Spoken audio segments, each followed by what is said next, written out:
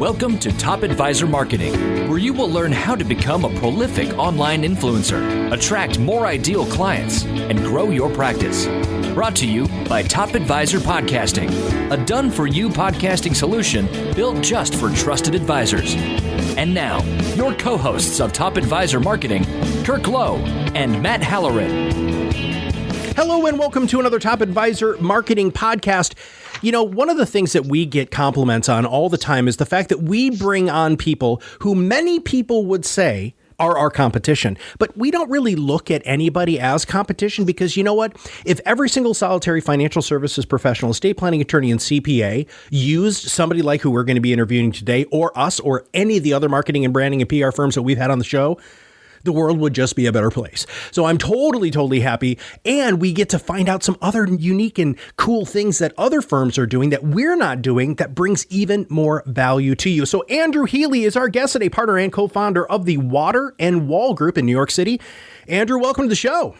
Thanks, Matt. Thanks. Appreciate you having me. Yeah, man, I'm super excited to pick your brain here. So let's talk just a little bit about your history before we dive into what you actually do. Okay, perfect. So I've got about just under 2 decades in the financial marketing and public relations industry. After college, I had the benefit of working for a specialty PR firm that focused on asset management and RIAs. That was my introduction to sort of the financial space. Got a courtside view in terms of how brands tell their story, shape it, deal with crises. I was instantly hooked on all of that, and worked across a wide spectrum of places in the financial world. Hopped around a little bit, went in-house to a large asset management firm. That was my first sort of inside peek at how they're sort of navigating that world. And for a while, I'd been looking to launch my own agency, and I had been working with somebody who actually hired me in my first job. And we got along well. We worked together well. We complemented each other very well. And in 2012, we decided to launch Water and Wall Group and take a crack at this. Let's talk about the name. Names are something that always fascinates me as a person who now Kirk Lowe does our branding for Top Advisor Marketing. I'm more on the podcasting and social side, but it always fascinates me how he comes up with names. Where did this name come from? So it's interesting. We talked for a long time before we actually launched the business. We went through a bunch of different names. We thought of everything. You know, a lot of agencies in our space, and there's a ton of good ones, are named after the agency owners. It's like that just in advertising, PR, and marketing. So we wanted to do something that was a little bit different, but at the same time evoke this connection of finance and Wall Street, which is our specialty. And so we were actually downtown one night after a client meeting. We may or may not have waltzed into a pub and had a few pints. And in walking out, we found ourselves on the corner of Water and Wall Street, which is a big intersection downtown. Looked up, and the name just sort of clicked a little bit. And one of us sort of threw out, well, what if we named the agency Water and Wall, and kind of played with that. And that sort of stuck, and we worked off of it. And it got to the point where we figured there was no turning back, and that would be it. And it's a good conversation starter. People ask us about it. And interestingly enough, people not within our space or even in finance, when they hear it, they more or less get the connection and think about finance, Wall Street. So it's working there, and that's our name story. All right, you've been doing this for longer than I've been in the business, so I'm looking to you for your sage type advice. What do you see that advisors are doing poorly when it comes to media relations, branding, marketing? I know this is a very, very overarching. We'll get more specific as you answer the question. But sure. What sort of things are you seeing that advisors, if you could wave your magic wand and say, God, I wish they would just do this, what would it be, Andrew? So it's a great question. It's a broad one. I'd say the 2 things come to mind. First, we're always amazed how many advisors don't embark on any marketing techniques at all. We completely understand why. They're not marketing professions by trade. They're doing their thing, which is managing money and growing their business.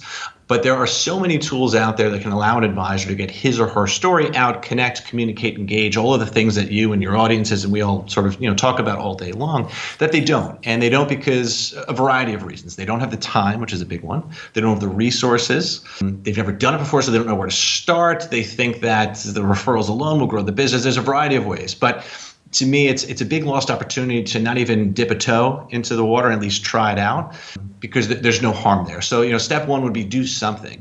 And then I'd say for step 2, for advisors who maybe are doing it, A lot of advisors focus heavily on the services that they offer, which is understandable because that's what they're bringing to their clients and that's what they're helping with. But from our perspective, and I imagine from yours as well, it goes more than just the products being offered, which at the end of the day is a commodity. Wealth management, financial advice, all of these things are things that most advisors will offer. Just like in our world, the world of financial marketing, branding, content marketing, or crisis communications. These are services many firms do.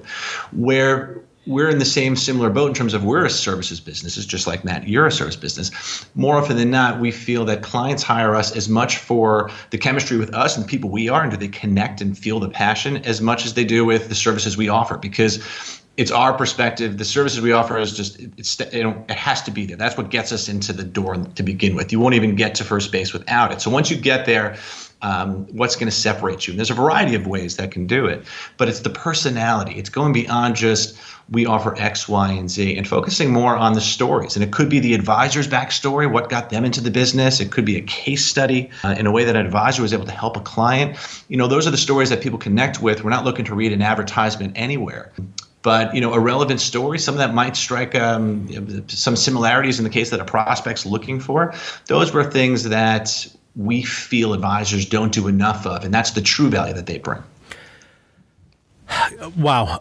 I'm going to break down at least a couple of those pieces there. The first one is value, right? How do you overcome the value objection when it comes to not just the time investment, but the financial investment into doing everything that you just said there that advisors need to do? It depends. Not every advisor needs a full service firm. Not every practice needs, every single service under the sun. I'd say that more than half of the, potential requests we get, or half the folks we interact with who are maybe looking for services we could offer, at the end of the day, we're not a good fit for, because, they don't need a full service agency. They maybe only need one or two services. We represent a conflict, or it's an area, a prospect might, or an advisor might operate in an area or a region where we just feel there's a better option out there. And that honesty and transparency is super critical. So there's a lot of criteria that need to be discussed up front. But for growing practices, ones that are looking to expand and looking to get their stories out, there's a lot of value that marketing can bring to them. And we're very honest with them. If we think that they're better suited hiring a very junior, even a recent college graduate as part-time or full-time, to focus on them versus bringing us on board, if it's if cost is a bit of an issue, we'll tell them so. But as certain practices and certain RIAs, if they become more and more interested and they're looking for more and more services, that's where the value of an agency comes on board. I mean, we preach to our clients that we want them to look at us as an extension of their marketing department. Many of our clients we've been with through multiple agencies for over 10 years. I mean, we consider them family. We see them on our personal time. It's the same thing that advisors do. It's his personal relationships. That is absolutely critical. And when all the stars align and we feel that we can add value and we think that we're a good fit and vice versa, just like an advisor is looking for a client and vice versa. There's a lot of it's more sort of art than science, but when it all works, that's where a nice relationship starts. And just as if we're looking for solid client relationships to continue and grow over time, advisors are looking for the same. It's that human interaction. It's that human element. Our services are solid, but there's a lot of good competitors in our space that are doing the same exact thing. So, we need to lean on as many different unique qualities as we can. And that's one of them. Part of the reason we love working with RIAs is because we see so many similarities in our business and theirs. It's all about relationship driven. It's all about offering advice and counsel. I mean, that's really sort of what we're here for. We're here to hold their hand. It might be their brand's hand. But at the end of the day, brands are coming to us with a problem where they have a goal they're looking to execute on or to reach. We're trying to come up with cool, fun, creative ways to get them there so that everyone is moving, upward and onward. I love the personality aspect of it because you do need to make that connection, right? You do need to feel that the person you're going to be working with from a marketing, branding, public relations, messaging perspective really truly understands and gets you. And you should be interviewing multiple people and having these conversations, just like Andrew was talking about. Andrew, you just said, talking about the people who hire the person, straight out of college or whatever, who have their bachelor's degree in marketing.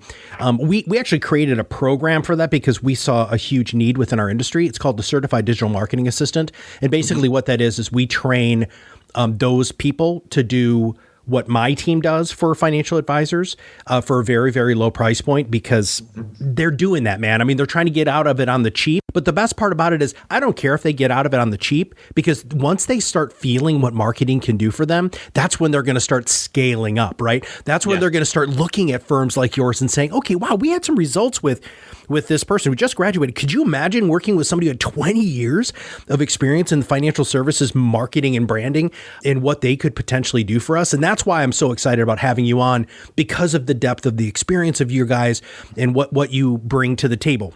If you are trying to figure out the personality of a firm without giving away your secret sauce, Andrew, how do you even begin that conversation? Because, financial advisors generally are quite linear, right? They're relatively black and white thinkers. What are some of the things that you do to warm them up to draw that personality out? In terms of potential prospects? Prospects not in prospects, in finding their brand, finding their message, finding the company's voice. Gotcha.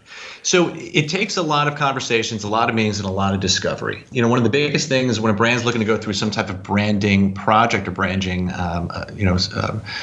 assignment for us is we need to sort of at least get the buy-in up front that they're willing to do this. We've had instances where brands say, okay, we're looking to do a rebrand, we're looking to do this, but we didn't get the sense that they were truly going to do it. And you need to get the buy-in from the top, particularly in RIAs, which are for the most part smaller organizations. We need to know that they're in this, they're committed to it, and they're going to give us their all. Because if not, at the end of the day, we're going to come up with the same old, tired messaging in terms of, offering transparency and being, client focused. I mean, all of these sort of messages that most RIAs, if not all companies, are looking to tout out. So it's a discovery phase. It's asking questions. It's getting embedded. It's meeting with their vendors and partners. I mean, it's doing almost like an audit, a brand audit, if you will, to truly get to the bottom of it. And the more we can do that, the more those sort of unique elements pop out where we can understand where people differentiate a little bit, what makes them tick. And that is where we start to discover the qualities they're looking to express to the marketplace. Certainly the services are there, which we're looking for. But even before we get to the services, we're looking to get to the heart in terms of, what's the DNA of this company? What makes them unique? Why should people care? And what can we do to sort of extract that?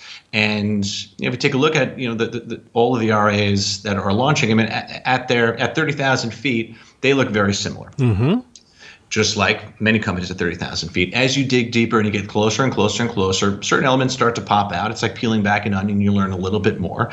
Those are those sort of interesting flavors and elements we're looking to help bring to light, highlight.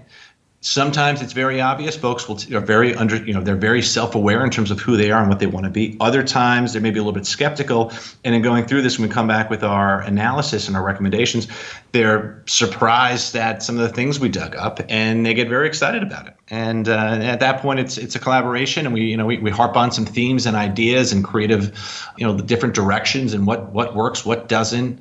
We don't always agree, but two heads are better than one. It's a lot going into it. It's a lot of alchemy. But at the end of the day, you're bringing to life a unique story that represents and reflects this company well, to hopefully let them go out to the marketplace, grow their business, be financially successful, enjoy life, be happy. It's if our clients are growing and are being successful, that reflects well on us. It's sort of a win-win.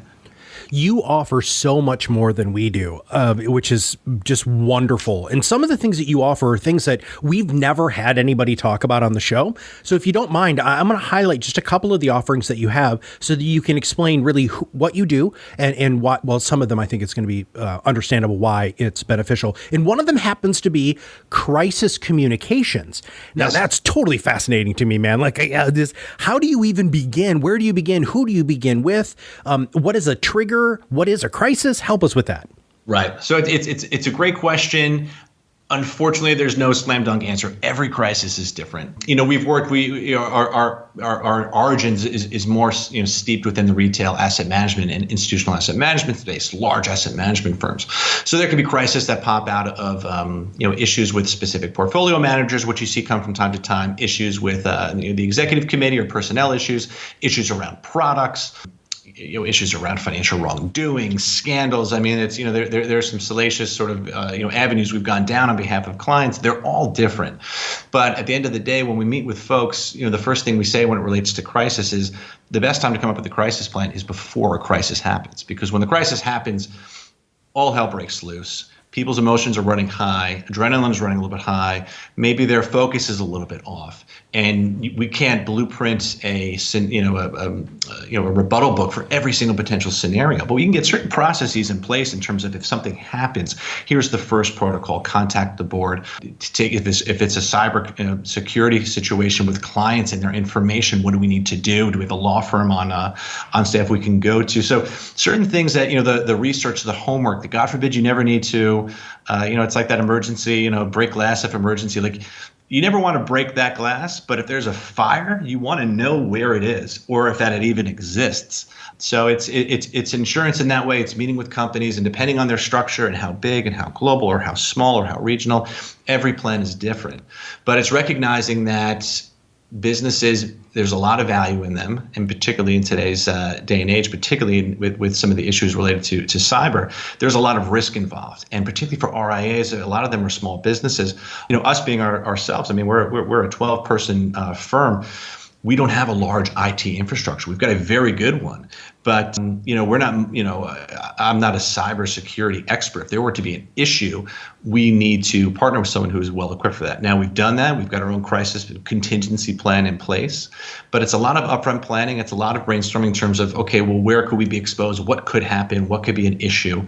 And if they were to happen, here are the most likely scenarios. What are some of the top considerations? We need to think about our clients' privacy. We need to think about our clients' privacy. We need to think about the reputation of the agency. I mean, there's so many things at play here. So we've got employees that we need to be focused on at all times. A lot of consideration. So it's upfront planning. It's getting things in place. It's getting a process laid out and mapped out. And I think most importantly is it gets the company onto this mindset that an emergency can happen at any moment, no matter how well planned, how solid morally and ethically a firm is. Issues can happen outside of their control. That is a strong, distinct reality. So the better equipped they are, God forbid it were to happen, the sooner they can get over it, the less reputational damage will be to their brand, and particularly within finance, you're dealing with people's monies, you're dealing with people's lifelong dreams and their retirement.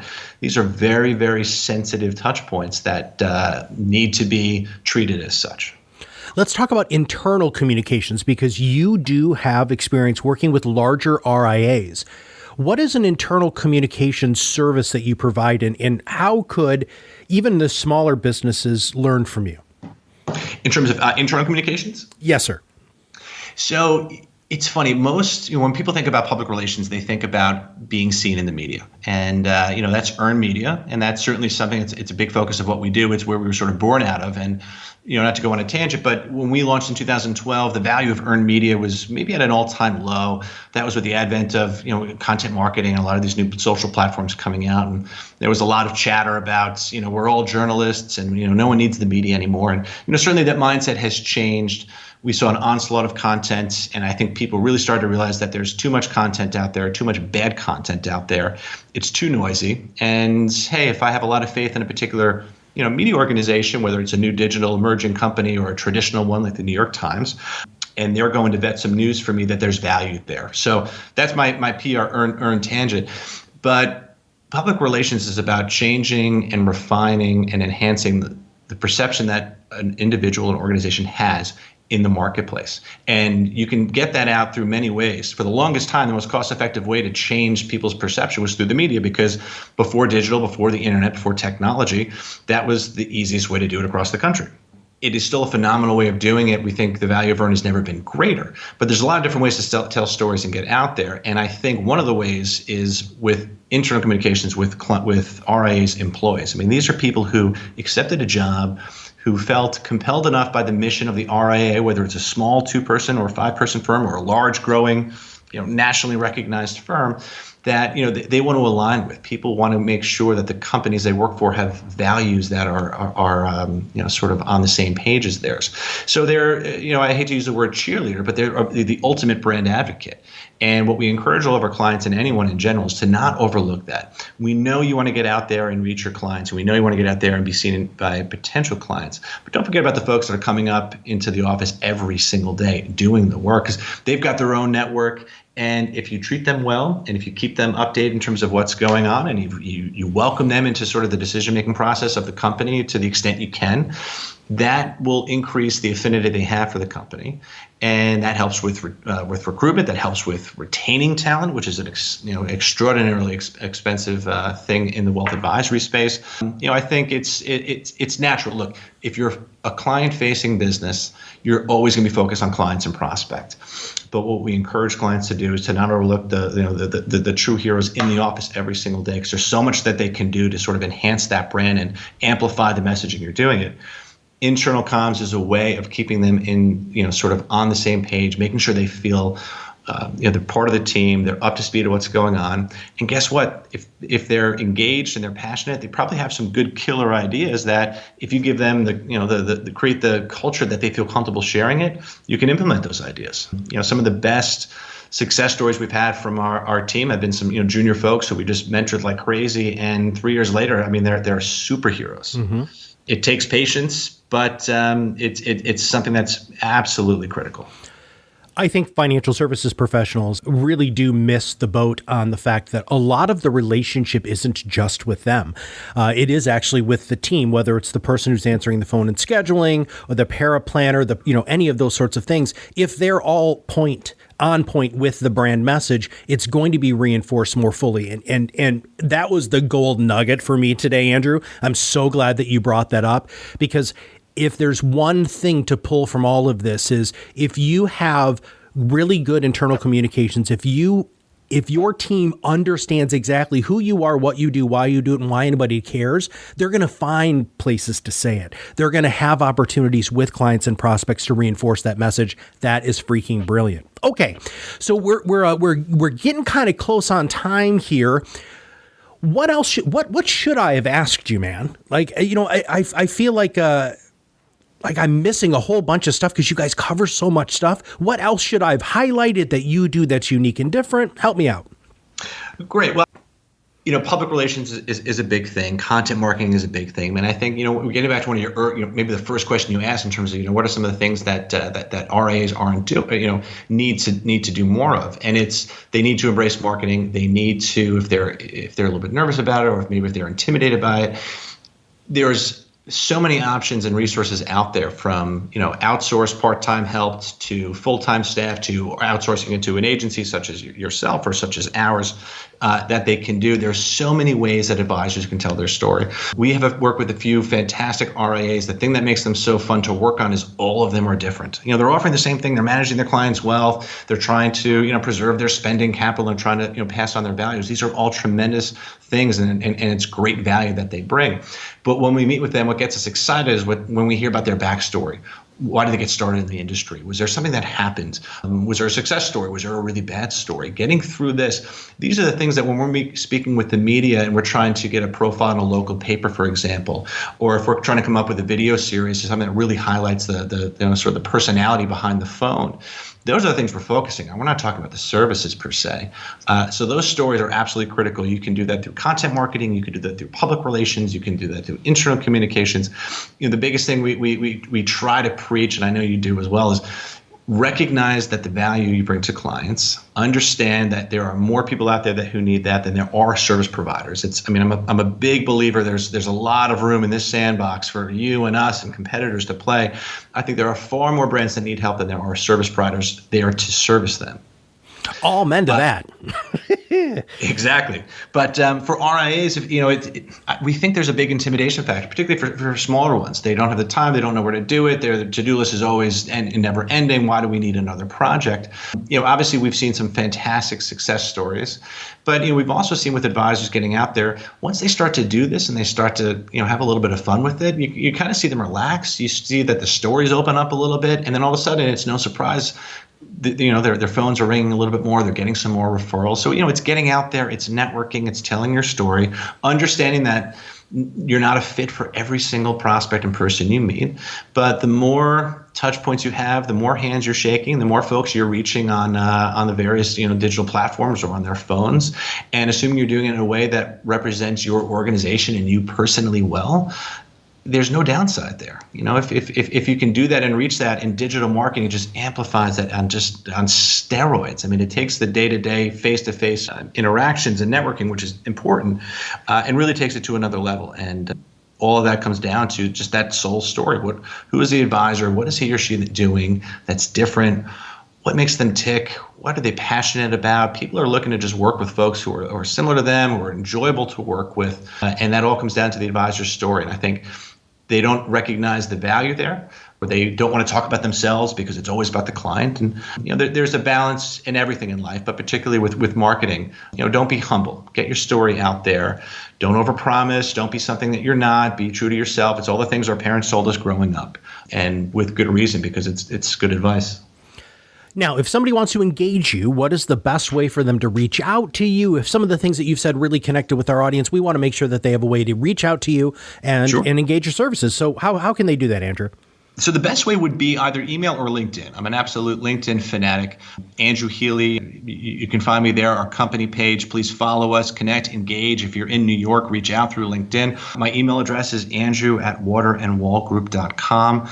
We're looking to network as much as possible. And, even if we know going in that it's not going to be a potential immediate fit for us, or it's something that, might not add value to the bottom line right away, that's fine. The more people within the RIA world that we meet with, even other, competitors, folks like you, and there's a lot of overlap, but there's still a lot of room left for, sort of networking, best practices, brainstorming, all of that. The more smart, engaged, fun people we meet with, the better. And if we can be of help to them in terms of pointing them in the right direction or giving them referrals, and then we never hear from them again, but they benefit from that referral or that action, that makes us feel good. It's a pay it forward model. There's a lot of people that are hustling and doing good, solid work. There's a good network of financial marketers and communicators and creatives.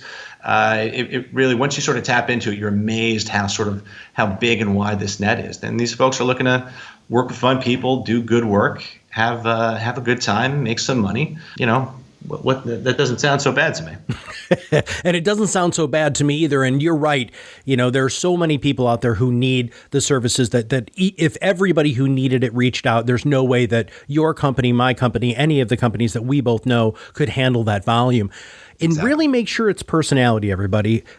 When you do want to engage a marketing, branding, messaging, PR company, do some interviews. Make sure that you're having that connection, because we know that we don't connect with everybody. And as you know that you don't connect with everybody, it's just, again, like you had said with the RIAs, with their clients, there are certain clients they absolutely love, and there's other clients that they would fire in 2 seconds if they could. We want to make sure that we have a great relationship, and I know that you do too. So Andrew, thank you so much for your thought leadership today, man. I can't wait to have you back on the show, because there's like 4 other things I want to talk to you about. And we do live in a world of abundance. There's more than enough work to go around for everybody. And the goal here is for the Top Advisor Marketing Podcast is hopefully there'll be one other financial advisor, maybe 10, hopefully for you, who reaches out and says, you know what, I really liked that guy. Andrew Healy, just for some reason, something he said or how he said it really resonated with me. And I want to engage a marketing company, because we have to, as financial services professionals, marketers, do what we can to rise above the other noise. And that Wall Street advisor, that Main Street advisor, that RIA, no matter the size, needs to get their voice out. And by working with somebody like Water and Wall, you can get your voice out in a great way with a great message and in great medium. So Andrew, thank you for being on the show. Matt, this is awesome. Thanks so much. I had a blast. All right. If you have not subscribed to the podcast, make sure you click that subscribe now button below. And if you know anybody who needs to hear this, make sure you share. It's super, super easy by clicking that share button. And if you have 2 seconds, give us a quick rating on iTunes. So for everybody at Water and Wall Group, Andrew Healy, and all of us here at Top Advisor Marketing, we'll see you on the other side of the mic very soon. Are you ready to change the way you communicate with your clients? Are you tired of being the best kept secret in your area? Learn how to become a prolific online influencer, attract more ideal clients, and grow your business. Contact us today and see what the power of podcasting can do for your business. Click on the Contact Us link on our website at topadvisormarketing.com and set up a call to learn more. Follow us on LinkedIn and Facebook for more updates and information. This was brought to you by Iris.xyz, a platform helping financial professionals become better in business and life through new media and new voices. Visit them and learn more at iris.xyz.